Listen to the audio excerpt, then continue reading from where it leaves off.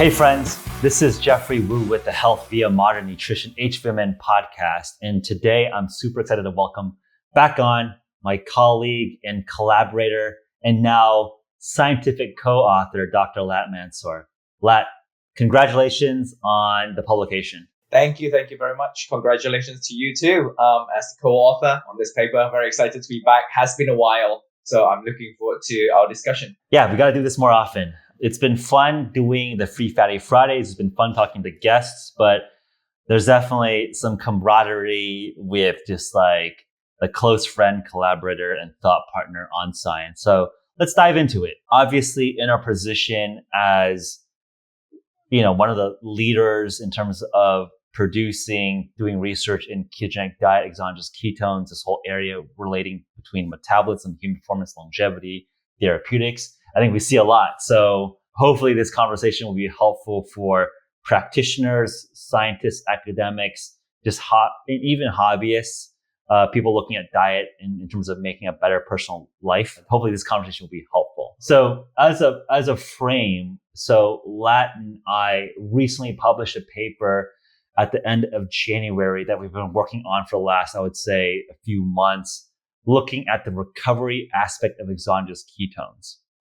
But before diving into it, I think it's just worth just framing up like why, how, what is even the purpose here? I know that, from a personal perspective, you left academia to work on more application side. So before diving into the literature itself, it might be just fun to just go through from you.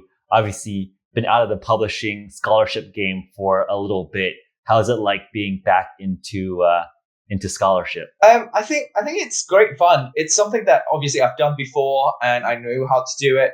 But most importantly, I think this time around is less so me doing experiment in labs and publishing it. It's rather us really put our thoughts together as thought leadership drivers and really impact how many people we can reach out to and make sure like this sort of information gets out to the public. I think that sort of perspective has changed quite a bit from the last time when I was still in academia. So that's how I would see this time around, publication and writing a paper and contributing to the scholarship of ketones. Yeah. And I think from my perspective, I grew up a math science geek, right? Like I grew up, my dad was a physicist, very inspired by theoretical physics, theoretical mathematics, where you can derive from both empirical results and then theoretical thought experiments come to predictions or frameworks of how to describe the universe. So, so my lens in terms of approaching this piece of work, this piece of scholarship was very much in the footsteps of theoretical biology. How do we think about frameworks to describe observations holistically around exogenous ketones in the specific area of recovery, right? Because I think what is any field of science or inquiry, right? There's empiricism, which is, as you're describing, in the wet lab, running experiments, collecting the data, and describing and having a discussion on said data. And then I think there's a more theoretical framework discussion side of academia or scholarship, which is like, okay, let's be much more theoretical and talk about the holistic body of data and how to describe a framework to describe the corpus of the observations. And I think the thing that attracted me to computer science was that the speed of collecting data. And I think obviously when you did your doctorate work, right, you took months to collect data. And I've always appreciated the speed of seeing your contribution with something like computer science. And I feel like at this point in my career where I can build on top of the sweat, labor, and tears of physiologists, biologists looking at the data, and then at our position collating, we can get the best of both worlds, where we can help contribute to some frameworks of how to think about the physiology happening here without necessarily having to do the nitty-gritty wet lab work, which is very, very intensive, very, very challenging, very, very finicky. So I feel very fortunate and I feel very thankful to just like credit all the researchers before us that generated the raw data sets in which we were able to derive some of our frameworks and scholarship. And I think another very important point that we should also mention here is that our transparency and our commitment to science and knowledge allow us to then write this piece of scholarship, because we are not affiliated with any of these research groups, and we are not biased towards or against any of these. We are simply taking what they have found out from their experiments and their data sets and articulate what we think is the hypothesis and what are the best next steps in this field. So I think from that point of view, we are, in a very good position to really articulate our views on what is the current literature so far. Hey guys, this is Jeff Wu interrupting my podcast for a special offer, a special announcement for you. As you might know, HVMN just launched the new keto food bar, and they're yummy, they're delicious, and I want to make a special personal offer for you to give you a discount to get those into your hands. So for a limited time only, use the discount code Jeff10. That's GEOFF number 1 number 0, Jeff10, for a 10% discount on the keto food bar on hvmn.com. We got Mexican hot chocolate, one of my personal favorites. We got vanilla shortbread, we got chocolate chunk, and of course, we got the everything bagel, which is legit savory, garlicky, oniony. And these have become staples in my own personal life. I like to eat this with a cup of coffee for breakfast. I've been using the Mexican hot chocolate, the vanilla, as grab and go bars when I'm biking, when I'm out on the town, when it's not easy for me to eat healthy, eat keto. So these are certified organic. They actually are yummy. They aren't these weird synthetic artificial tasting bars you might see that are keto compliant but have a bunch of fake IMOs and things that actually spike glycemic response. And of course, while they're also certified organic and they actually taste good, these have been tested on continuous glucose monitors, so they actually have flat glycemic response on your blood sugar. So essentially, it's a fasting mimetic, but we're still delivering almost 300 calories of healthy fat and 12 grams of healthy protein and grass-fed collagen. These are legit. I'm so excited for you to try them and use my personal discount code Jeff10 to get a special 10% discount. So check it out and enjoy, and back to the program. And I think the other part that's very, very fascinating, where I think we have a very unique vantage point, is that we are not in the ivory tower of academia where we just work on randomized controlled trials in the clinic. Because we work with elite athletes, because we work with hobbyists, because we work and have a distributed community of folks all around the world who are constantly experimenting and providing anecdotes. I think, of course, anecdote does not mean data, but anecdote is some sort of signal for us to think and further investigate interesting signal. And I think that gives us a pretty unique position, because we have an ability to now focus our Sauron's eye into where I think the most interesting problems are. Now, for this specific paper, which was published in Frontiers in Physiology on January 26, 2021. The paper is titled Ketones for Post-Exercise Recovery, Potential Applications and Mechanisms. The inspiration really came from, I think, both your and my conversations with athletes and sports nutritionists and physiologists that work with professional athletes. And the observation and the intuition that the ergogenic or pre-acute use of exogenous ketones likely will be a secondary use case for exogenous ketones. But in fact, the primary use case, or the highest leverage use case for exogenous ketones, will be for the recovery use case. And this was especially salient in the Tour de France team, especially after the work of Professor Peter Hesbel out of Belgium, out of KU Leuven. So this was not necessarily scholarship that was, I think, could be intuited from just the published peer-reviewed literature or from academia. It really took insight from practitioners, from really the elite athletes who are machines, essentially science experiments of N=1s themselves, where they're so attuned, and that their subjective N=1 experiences actually are some useful signal, because these athletes, these men and women, are so attuned that any sort of deviation they have, we should not discount that as just anecdata. There is some attuned sensibility there, because these are essentially professional machines, that we should do some deeper investigation in. And I think that's where this insight came from. Yeah, 100% agree. And coming from a science background and all that scientific training, obviously a lot of times we do discount a lot of anecdotal data, anecdotal examples. If the p value is not less than 0.05, it doesn't count. Ultimately that's what we went through. But after being on this side of things and really having that interface with, as you said, professional athletes and professional military personnel that really are so attuned and so used to how their body works, and whatever intervention you throw at them, they know exactly what is happening in their bodies.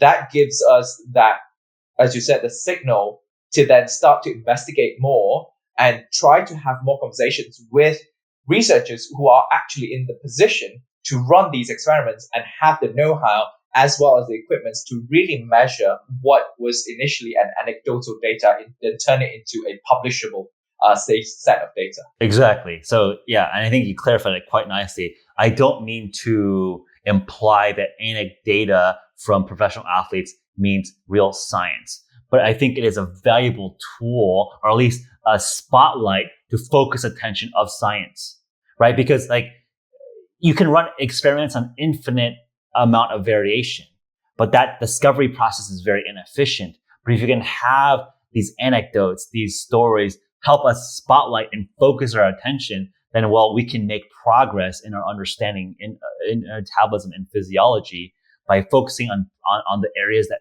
have some promise. And then you do the randomized controlled trials on top of those select areas, and that's how we make progress, right? It's that's where I'm inspired by the theoretical physics side of the world, where Einstein's theory of general relativity and special relativity were posited in the 1910s, 1920s, 1930s. And then only when you had satellites that could actually detect gravitational waves as an actual force, then it's wow, Einstein's models actually predicted the world, the observations, better than Newtonian physics. And that experiment was literally 50 years after the fact. And I think from our perspective, it's okay, how do we do something similar in physiology, in sports nutrition, where we're trying to posit the frameworks given our understanding of everything that's going on, from the hobbyists to the academics to the professional athletes in between, and then use that to propose experiments and frameworks where then our collaborators, our partners in academia can help prove out these theories, help prove out these frameworks. So excited to play our role in overall understanding of metabolism, overall understanding of ketosis. 100%. So yeah, enough preamble and positioning. Let's dive into the paper and talk about it. So where should we start? So maybe just to frame it up again, maybe I'll just frame up as we're talking about this, probably mid last year, maybe summer of 2020, late 2020. Let's look at the recovery aspect because of all the subjective anecdotes of the recovery use case, and no one really writing a formal review that's really collated the state of the art. So essentially, if you look at all the literature in all the review papers in exogenous ketones, very focused on the ergogenic effect, or basically the pre-exercise, the pre-bout use case of exogenous ketones.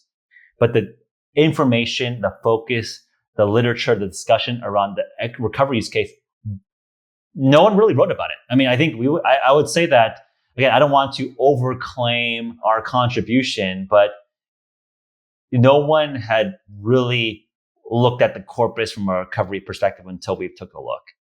Is that accurate? Is that, I mean, I don't want to overclaim here, but I think we should just state what we think the facts are. And we love to be corrected if someone else has done some good work here and then learn from them as well. Yeah. I think from what we have, researched to build this paper, especially, we have seen some form of recovery with regards to ketones, whether exogenous or endogenous ketones, every now and again, sporadically, but no one has actually put them all together and proposed a potential mechanism or a potential dose or potential application case studies or whatnot to really optimize what we already know or what these studies actually brought forward. So I think that's what sparked our conversation to, why don't we be the one, to really put this together, take a look, go through the literature, sum up everything that has been done, that is going to be done, that people has experienced in real life scenarios, environmentally, in races, in athletic performances, and let's see what we get. And I think that was how we started. Yeah, exactly. And so again, like we can talk about the conclusion later, but like let's just walk through kind of the key sections here. So in terms of recovery, right? So I think just from the anecdotal part of the world, right?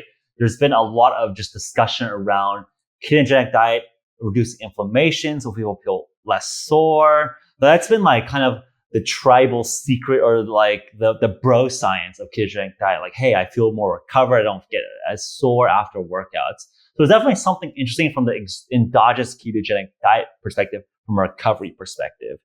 And then when we're talking to the Tour de France athletes and looking at, especially, again, a lot of credit to Hezboll's group over at KU Leuven, a lot of the exciting data on enhancing work output using ketones as a recovery protocol. So those, I would say, would be like the anchor inspirations in terms of what we've started pursuing. But maybe we just break down the literature in terms of endogenous and then go into exogenous and walk through some of the more interesting mechanisms. Yeah, thank you. And thank you, Geoff. That is exactly how we approached this paper in terms of methodology. Basically, we went and did a full literature search around ketones and recovery, regardless whether it's endogenous or exogenous, because we want to see, everything, the whole body, whole corpus of what has been done. So we started off by looking at ketogenic diet first as a representative of endogenous ketones. And what we have found is that, some animal studies actually showed ketogenic diet reduces the oxidative damage post-exercise and really improve that recovery period as well, the shorter time that the animals need to recover and perform more exercises afterwards. So that is, our first step to like really establish that, yes, okay, ketones being present in your body does help with recovery post-exercise. So that's where we started off. Geoff, do you want to continue? No, I think keep going down to the ketogenic diet perspective. Let's talk about mechanisms. So first, we looked at a couple of papers here. We've got 4 papers that looked at mice. Well, 3 papers that look at mice, and then 1 paper looked at in vitro, and then 1 paper looked at trained cyclists. So we are looking at... And this is ketogenic diet. Yeah, and these are ketogenic diets. And we looked at the mitigative effect of ketones. And as I said earlier, there's oxidative damage. And then there is the cytokines, the interleukin 6 synthesis. It really increases during exercise. But what they found with ketogenic diet is that IL-6 being decreased. And that is a very strong indicator of the anti-inflammatory aspect of ketones. So that's very interesting as well. And then for the trained cyclist, they actually added ketogenic diet with keto analogs associated with amino acids. So instead of like BCAA, it's like keto amino acids. And they actually saw a diminished exercise-induced hyperammonia. So what happened is that people started noticing the increase in ammonium production during exercise. So by introducing ketogenic diet and keto analog associated amino acids, the hyperammonemia actually got reduced, and therefore that helps with the recovery as well. Yeah, no. So I think it's interesting that we're helping unpack and tease these reports in terms of the direct mechanisms of action to re-underline interleukin 6, which is an inflammatory marker. Very interesting to see decreased IL-6 with an endogenous ketogenic diet, as well as an ammonia factor. Any other mechanisms worth discussing? Because one, I think it's interesting from a drug or supplement targeting perspective, things in the pathway that we believe ketogenic diet or endogenous ketones work. Anything else in terms of mechanisms of actions worth calling out?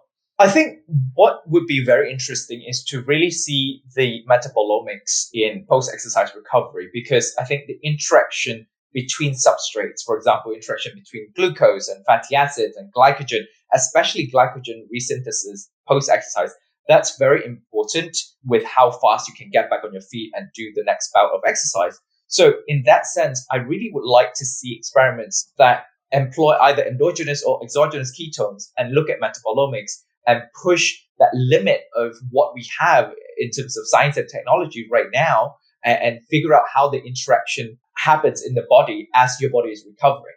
Does the ketones push, glucose one way and fatty acid another way? And ultimately, how does that react with insulin and other hormones? And I think those are the next steps of experiments that could give us a clearer picture of mechanisms of actions. Because while all these experiments are really great in giving us an early insight as to how the mechanisms of actions work, we know that our body is such a complex machine that it all falls down to the interactions between hormones, between substrates, between different receptors. And I think we cannot overlook the importance of the different pathways, and one goes up, the other goes down, and vice versa. I think that should be really focus on next, how whenever, we see things like this going out. Yeah, no, I think that's definitely, a lot of future work to be done here. And we'd love to collaborate and work with other researchers to help flesh out this model further. But yeah, just in terms of other mechanisms, I'm just browsing through and refreshing my memory here. But, things like creatine kinase, lactate dehydrogenase, obviously creatine and lactate production are interesting metabolic byproducts of heavy exercise.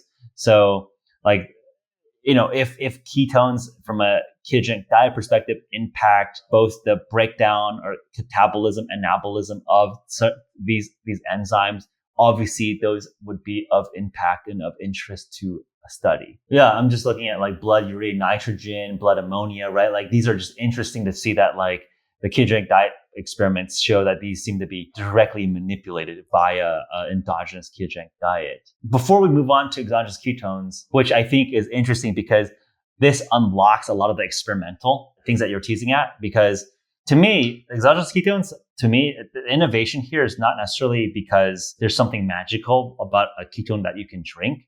It's just a very powerful tool that differentiates a ketogenic diet, which requires carbohydrate restriction, to literally just not having to worry about carbohydrate restriction and having ketones, and really studying both the metabolism of beta-hydroxybutyrate oxidation and signaling effect of BHB, right? So it's a very powerful research tool. So to me, obviously, I think from a product perspective, there's a lot of hype around, ketones can be, do X, Y, Z, A, B, C. But I think fundamentally, I'm, as a scientist and as a, I'm interested at using these molecules as a research tool. So maybe we can intuit how this research tool has been able to help us accelerate our understanding of recovery. So let's talk about kind of the key papers we focused on for our paper, as well as some of the key mechanisms that we highlighted. So we looked at three main papers that really looked at exogenous ketones with regards to post-exercise recovery. The first paper that we mentioned was Holdsworth in 2017, where they have glycemic clamp.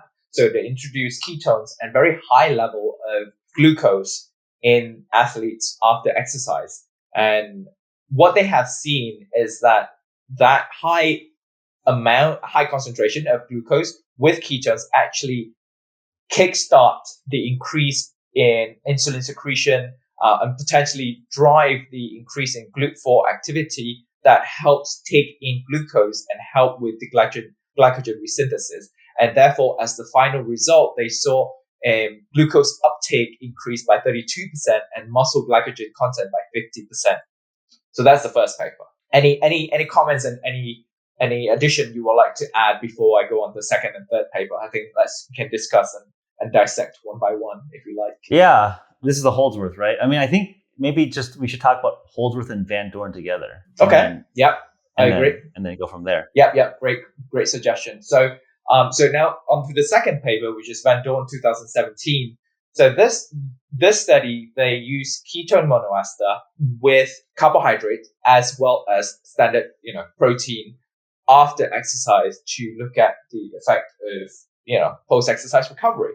So interestingly enough, in this study, they did not see an increase in glycogen resynthesis as seen in Holdsworth's paper. However, they did see an enhanced mTOR activation activity that leads towards protein synthesis. So that to me is quite interesting. And that was when we tried to dissect into the difference in methodologies between these two papers and why is there a difference between one and the other in terms of glycogen synthesis and driving glucose intake into the muscles, etc. So one of the main difference that we saw is that in Holdsworth's paper, they use hyperglycemic clamp, and Van Dorn's paper is just an oral sort of, you just take in glucose together with your ketone ester. Which is much more ecological. Yeah, which is much more ecological in Van Dorn's paper. And that means Holdsworth's paper, it's very high glucose. I believe that they reach almost like 10 millimolar blood glucose. It's like 10 millimole blood of glucose, which is ecologically very, very high. I mean, it's basically like you're just drinking straight up soda like continuously. It's not good for. It's not realistic. Yeah. So it makes sense that at that point, when you're already pumping so much glucose into your body will force itself to upregulate insulin to put those glucose away and upregulate GLUT4 to really take in the glucose into either storage or into usage, into oxidation. And that is why we saw an increase. It's almost like a forced increase in glycogen resynthesis. Whereas with Van Dorn's paper, as you said, it's more ecological. Somebody, you finish a workout, you drink your ketone ester with carbs, with protein, and that's your sort of recovery stack. And they saw an increase in, the glycogen resynthesis still happened. It's just not at a superphysiological rate. But most importantly is the activation of mTOR in repairing your muscles and really producing the proteins to repair during that recovery period. Yeah. So, 100%. So I think where I land is that it's basically just from the differing results. Basically, I do not believe Holdsworth results that much in terms of the glycogen replenishment story, because you don't see any difference in a Holdsworth paper, Van Dorn's paper, where on an ecological dose of glucose, you don't see that increased glycogen replenishment. But does that mean there's no benefit of exogenous ketones for enhancing recovery? And I think this is where it's very, very interesting because of the enhanced mTOR action. And I think this is especially interesting because typically with a ketogenic diet, a lot of the benefit that people talk about is that you flatten your mTOR activation. And then with people like David Sinclair and that train of thought, there's been, and Peter Attia, they talk a lot about keeping your mTOR low to extend longevity. That's right. And potentially a ketogenic diet as a strategy to keep your mTOR low. Mm-hmm. So why is it here that when you have protein, carb, and ketones, now you have enhanced mTOR activation? Now, is that a bad thing? Is that ketones bad for you now? I think this is a great discussion point. Are we in a paradox or are we in a contradiction?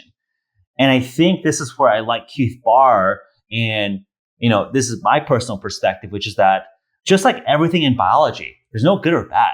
And I think that when people talk about X is good or Y is bad, you are too simplistic. Like Attia, Sinclair, let's elevate the conversation. Let's talk about the cases and the nuance and the specificity of what we're exactly talking about. And I think they would not disagree with me because I know that they have a media hat on when they talk to a reporter, they need to dumb it down. And I think when I'm talking to them specifically, I think they do agree with me on the importance of tissue specificity and the time in which you activate mTOR. Because mTOR is actually great. When you actually want to build and preserve lean muscle tissue, you want mTOR activation. Especially as you age, one of the biggest correlates for mortality or morbidity is sarcopenia or the loss of lean muscle tissue. That's right. So when you say, hey, this is for anti-aging and for longevity, but you still want to reduce mTOR, it's like, no, of course you don't want like a lot of noisy mTOR activation, but you want to have lean muscle tissue. So I think the importance here is that you want to have the right activation of mTOR at the right tissues at the right time. So that is where I think that Van Doore is especially interesting, because when you, especially after you work out, which you have damage and activation in your lean muscle tissue, you want that enhanced mTOR activation. And this is where I'm like very skeptical about a metformin or a rapamycin, which is touted by folks like Sinclair and Attia, is because you don't want untargeted blanket reduction of mTOR, especially not all the time. And I think they've walked back their protocol where they talk about like doing it not with their exercise. They talk about it at away from the exercise and doing it sparingly, right? And I think they also concede they don't know the right protocol. This is all super theoretical biohackery stuff. Absolutely. And the argument is maybe like, yes, maybe like ambiently reducing the noise, because essentially the hypothesis is as you age, you have like an ambient rise of mTOR baseline activation, just like you have mTOR, you have insulin resistance, you have mTOR resistance. So mTOR kind of just fires randomly as you age. Reducing it with like a blanket rapamycin or a blanket metformin might be useful there. But I think just with like it's the case study where exercise really blunts or metformin blunts the benefit of exercise really, really made me skeptical about the story. Because again, untargeted dirty drug is very, very different from something that's very ecologically consistent to something that your body knows how to handle, right? Exercise is a very complicated mechanism. It's essentially saying, hey, I can put exercise in a pill. I don't think that can ever be, that drug will never exist, because exercise is so fucking complicated, right? Exercise is not just triggering mTOR or insulin or AMPK. Exercise is a very multifactorial cascade affecting so many metabolic pathways. So when someone tells me, hey, this magic drug is an anti-aging drug, I'm very, very skeptical. And I like ketosis or ketogenic diets because it is ancestrally consistent to go into starvation state, to go into carbohydrate restriction state, and you can actually reach ketosis through exercise. So there are the multifactorial paths of the dirty drug of exercise or ketogenic diet is much more ancestrally consistent to me than an arbitrary molecule that you find on Easter Island, or arbitrary molecule that you find out of a tree that you convert into a metformin. So that's where like I think there's like there needs to be a nuanced debate where I think some of these folks and so say like I think there's interesting stuff there, right? Like there needs to be more done there. And I think I'm glad there are guinea pigs like Sinclair and Attia really, really testing this out themselves. But I want our audience to understand that, hey, they are as speculative as any biohacker at that point. They might have degrees in the institution, but they're just as speculative as me or you, or the person at the Tour de France team trying ketones for recovery. And this is what I think is great about science. It is not about credentialism. It is about data. And show me the data and I will be convinced. So I think this point here is especially salient to me because this really, I think, amplifies and nuances like the importance of not demonizing any particular metabolic pathway. Like it doesn't make sense. Why are we demonizing AMPK or mTOR? It's like, I think you have someone write about a book or have a podcast about mTOR being bad for aging. Now people are like, oh, we got to clamp down mTOR. It's like, no, like literally ketones after exercise with protein carbohydrate enhancing mTOR is actually what you want for enhanced recovery. And I actually had to explain this pretty deliberately with Ben Greenfield on his podcast. And I think it's like, moving the thought space forward because again, I think people miss the nuance here. So I'm glad that you let me, run on the soapbox here to clarify this space.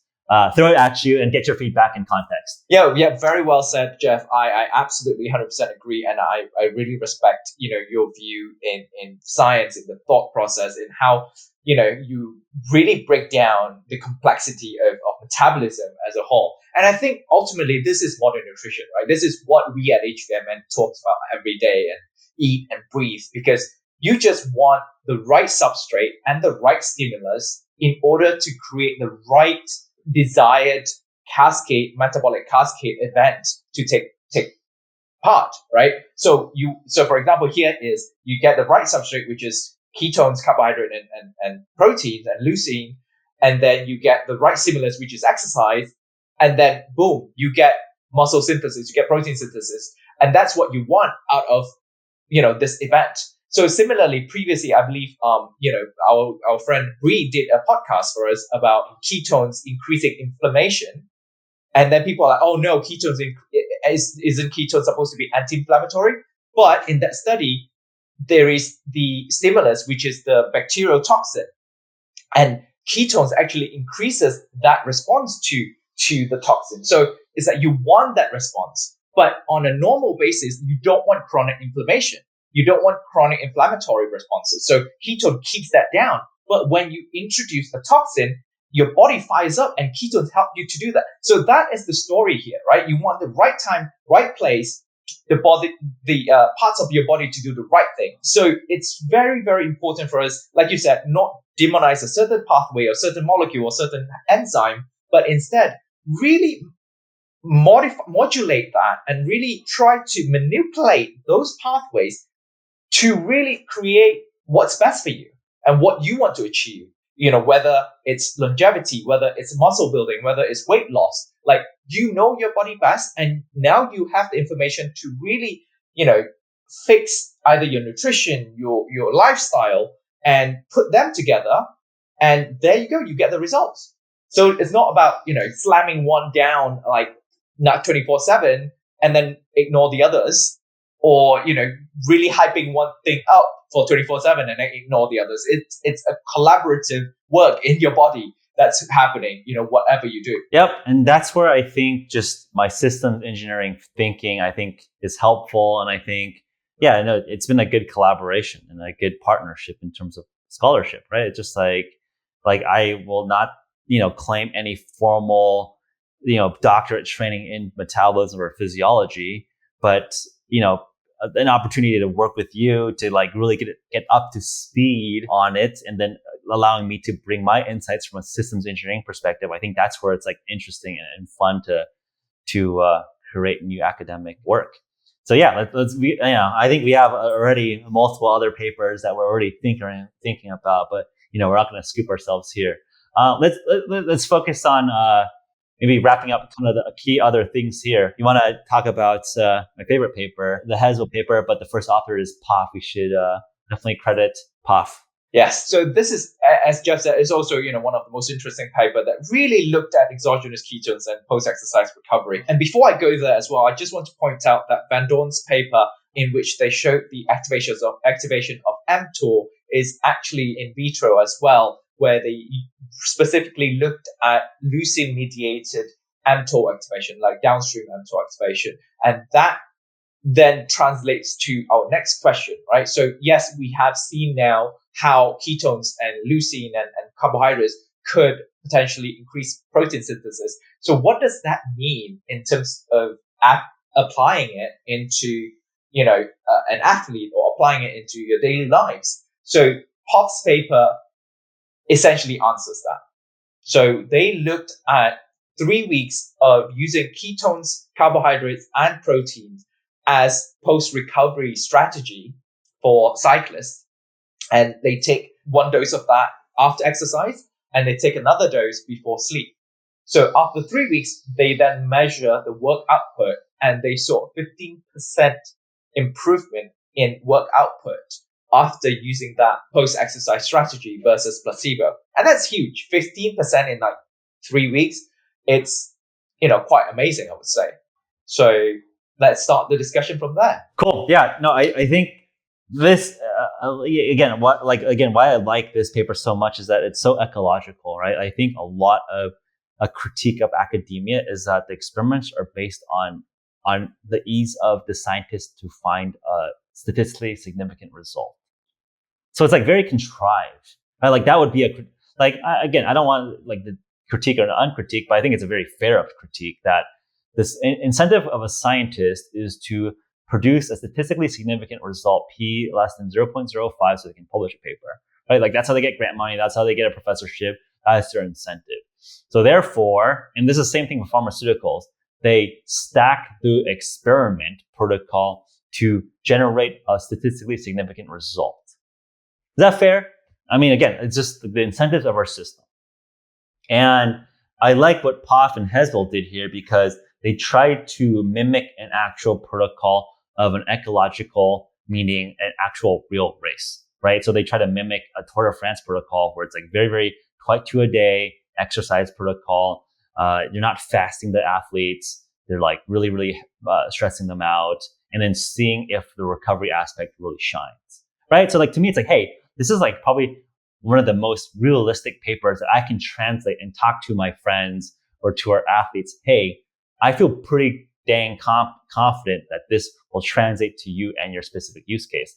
Because it's not some like very contrived academic clinical lab setup that's like not realistic in actual field, right? Because I don't care if like anything works in a controlled laboratory. What's practical is like, what is it actually going to help me on the field? And this is, I think, one of the paragon papers for me that represents how exogenous ketones can actually work on the field.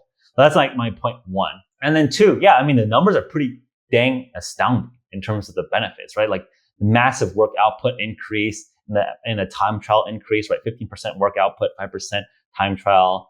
That's very, very large. And has very much informed how I like to think about ketones as I advise, our athletes, our friends, these are very, very top Olympic level, world-class level, professional, getting paid millions of dollars to do their art. I would not like the worst thing for me is like I advise them to do the wrong thing. Like that would literally friggin' suck if like I got a friend with like millions of dollars on the line in a boxing or MMA fight and I tell them to do the wrong thing and I mess up their performance, right? Like as a friend, that would be painful. Yeah. So like when I talk about recovery, it's like, wow, like I feel really, really good about the recovery aspect here, especially as you're ramping up for specific duration or specific bout. Bam. That is very, very solid. And yeah, I mean, I think that's where I think Van Doorn's mTOR mechanism identification is very, very interesting because it very much explains the acceleration of recovery. I'd love to just like,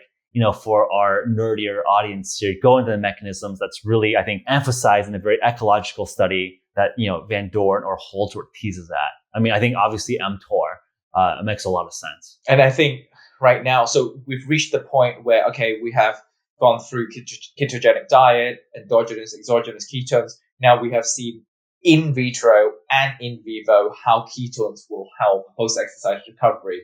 So, what's the next step here, right, Geoff? Obviously, we do realize that one of the things that you need, for post-exercise recovery is the consistency. You need to really have a strategy that you can apply throughout, like, for example, like Haskell's paper, Poff's paper. It's 3 weeks long, protocol. You have 2 doses per day, at least, if not 3, if you do, 2 exercise sessions. So what can we do now to really ensure that there are exogenous ketones out there that is accessible for a consistent usage that you can use every day? Yep.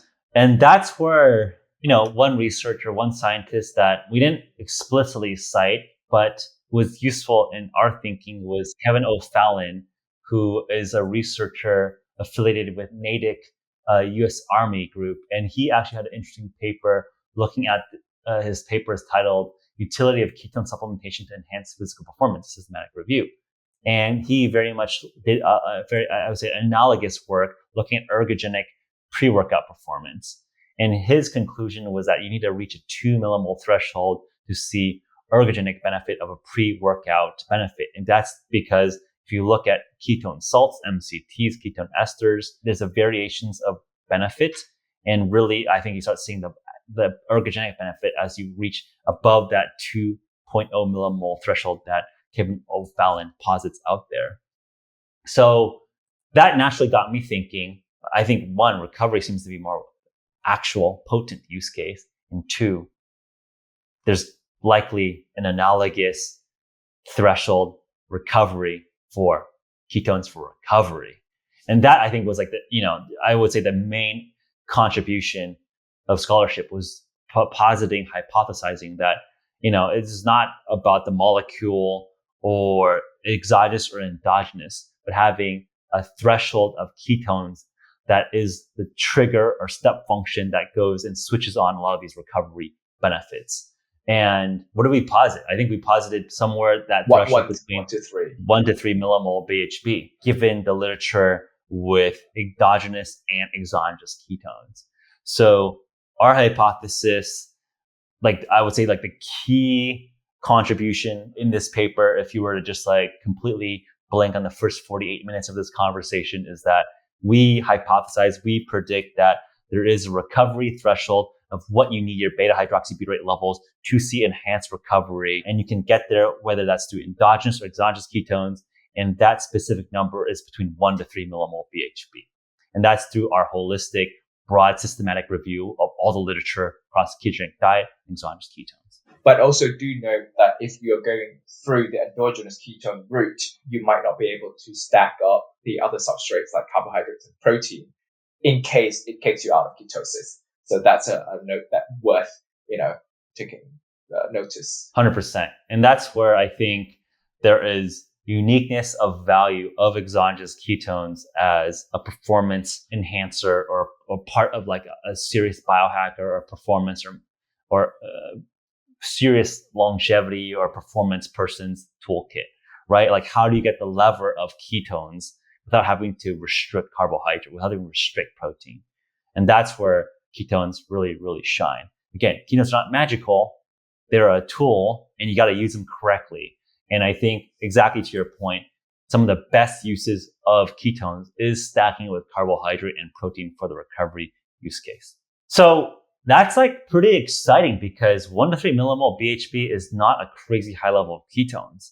And I think that opens up a lot of possibility of different product supplements and strategies to get to that recovery threshold in a multitude of ways. And I think that's where I like to be an API or platform where other people can build on top of our shoulders and propose protocols or hypotheses to best implement our findings into their own research or their own performance protocols. Anything to add there? No, I think you said it very well. I think that's a very good starting point as, to really frame how we look at potentially using ketones and exogenous ketones specifically in conjunction with other substrates to enhance post-exercise recovery.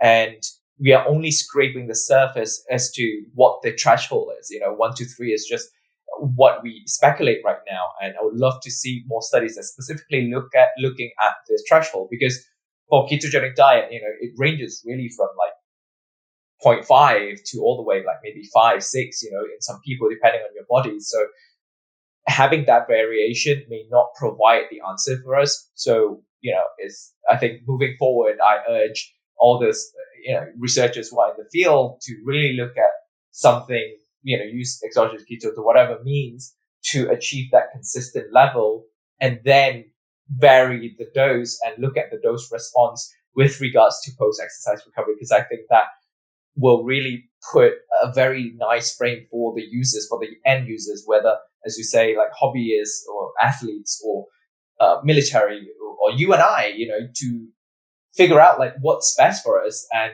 what's cost effective, what is, make sure that we don't have to restrict our carbohydrates, or make sure we don't have to consume a lot of exogenous ketones to get, super physiological levels. Exactly. And that's, and I think, and I really like, I like this frame because I think obviously we have commercial interests as like, a company that makes endogenous and exogenous ketone products, but I don't care, right? Like I think you and I are scientists at heart, and I think that's where I think we find a lot of alignment and joy in working on the science side. Is that like my conflicts are obvious, and I don't care if we find results that say it doesn't work, because like I see it as like, hey, I'm not wasting my time on shit that doesn't work. And so like to me, it's like win-win. I'd love to in a world where it's like, oh, my scholarship says that like what I'm working on doesn't work. All right, I'm saving my life because my time, your time, our audience, our listeners' time is more valuable than us trying to just sell some product. Because I think you and I are smart enough to like sell any product. We can always make a living. So I think to me, it's like, it was very cool here that through our scholarship, we were able to show a very, very strong, unique application of the products that we're working on. And if, you like our approach, our philosophy of our science contributing to their products, then absolutely support us. And there's other providers out there too, and support them as well. And I think that's like the way I like to live now, where it's like, let's just do good work. And if people like what we're doing, support us. If not, go support someone else. If you think whole space is BS, do your own thing. Like let's just do our thing. And hopefully we show our transparency, our rigor, our thoughtfulness, our scholarship, our ability to just question like what the credentials and what the anecdotes and what the bro science is. Hopefully this has shined through. I'm really glad that we were able to take it from our podcast, which I feel like have been very thoughtful, but also just making sure that our thoughtfulness now translates into academia, where our scholarship is not just something that you and I discuss and disseminate to an audience in an informal way. But yes, I'm very proud that you're able to go through a refereed process. Very flattering to read the comments from top practitioners and top editors in our space, and very kind words in terms of just like the timeliness, the insight, the value of our work to this space. Again, I don't want to overly pat ourselves on the shoulder here, but I think it is just like, obviously, it gets me excited and motivated to contribute more to the space in a formal way and not just pontificate with you on a podcast. Yep. Very well said, Geoff. Same here. I mean, like you said, I've been out of the publication world for a bit, after my PhD, and my previous work was, a lot around diabetes, hypoxia, and it's great to now contribute to the metabolism field in general as well, and physiology, and really speak to the experts and have experts review our thoughts, our findings, and really validate what we're doing as a company, what we're doing as scientists, what we're doing as, for our own interest, to be honest. Like at the end of the day, you and I, we are both just interested for ourselves. What is best for us? If I go to the gym today, what's best for me afterwards to make sure that I have lean muscle and not gain fat? Or what will help me so that tomorrow I can push harder because I recover better? I think ultimately, we are, you and I are like our audience here, who are just interested to find out what's the latest data that shows results, evidence-based research. Yep. So we'll leave it at that. Thanks so much, Latt. If you think we're wrong, you think we're totally off base, write a formal response paper. We're happy to review and respond to your response paper. This is science to me. Let's have a vigorous, rowdy debate. No ad hominem. I think we're all learning together. No one knows how everything works. Very, very humble. Like if you find a flaw to our reasoning or a mistake in our scholarship, call us out. Like I'd love to learn from you. Write in at podcast@hfmen.com if you have any questions, especially if our work is maybe applicable to you. If you're a professional athlete or a top performing you're using something like this from a performance perspective, happy to be a sounding board for you. This is something that I personally like because I get value from understanding your anecdotes and your data. As always, find us on social. So we're at HVMN. My personal handles are at Jeffrey Wu. Latt, what is your personal handle if they want to reach out to you? At Latt Mansor, probably. Yeah, at Latt Mansor. Yes, correct. Yeah. So I guess clearly Latt doesn't check his social media often enough. But as always, this is a fun conversation. We'll have to do it again soon. And we're actually thinking about doing a Clubhouse live conversation. So you don't need to just like email us asynchronously. Latt and I and some of my friends who are high performing athletes, those will be special guests. We're going to probably do a regular Clubhouse show. So check that new platform out. My handle is at Jeffrey Wu on Clubhouse. Follow me there and we'll do a broader announcement when that is scheduled. Again, thanks so much and talk to you all very soon.